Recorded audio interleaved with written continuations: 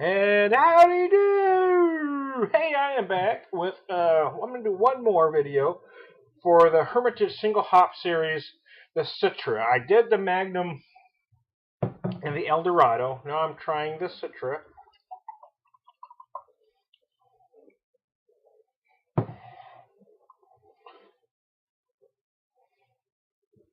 They say it's dark amber. To me, it looks kind of copperish. Who the hell? You can call it whatever you want. I don't guess it matters all that much.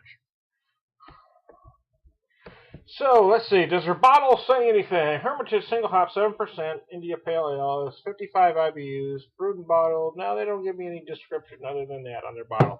And I read the description. Of course, we're not going to do that again. Let's just see if it does anything different.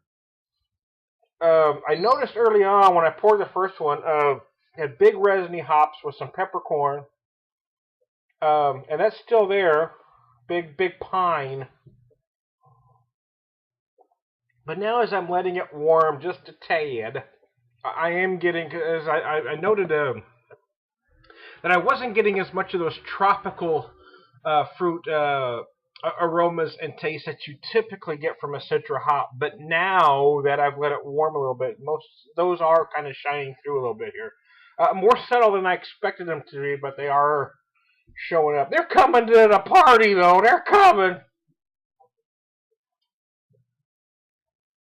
Oh, wow. I can see why this was very well received. It is darn good.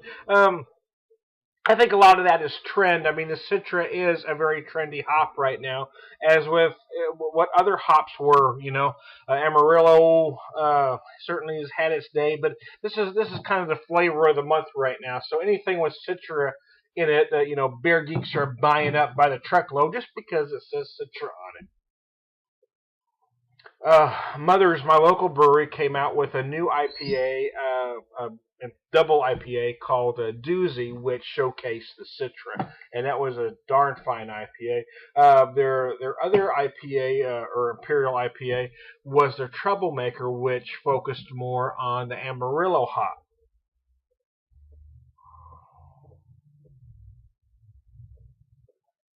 Oh, wow. This thing, what it does, wow. I mean, it has the flavors that I mentioned earlier. Stronger. It's very, very, very aggressive. I mean, it's seriously aggressive.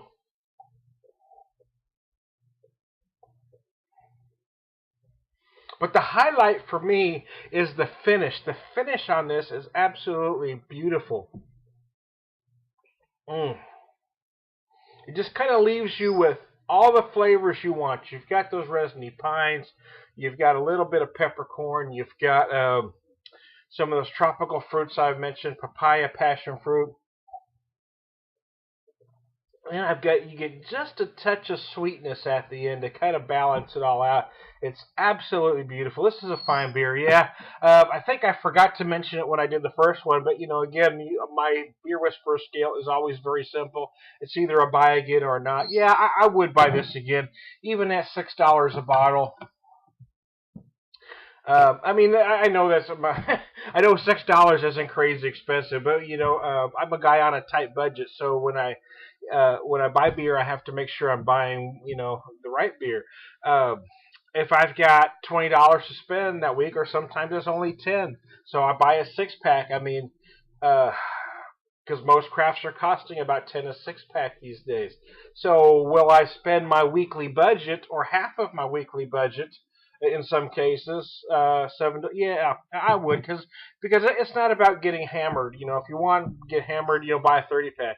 It's about having a quality beer. This is certainly a quality beer, and it's a pleasure for your taste buds. It's just, oh my gosh, it's incredibly enjoyable. It's a beer that, I mean, it's 22 ounces, so I mean, I would take my time and make it last an hour or so. Just relax and enjoy every sip, man. Don't try to drink it fast. Just enjoy it. Mm. Wow. Empty glass. There's a bottle. I'm talking to Beer Whisperer. I'm getting out of here. Bye.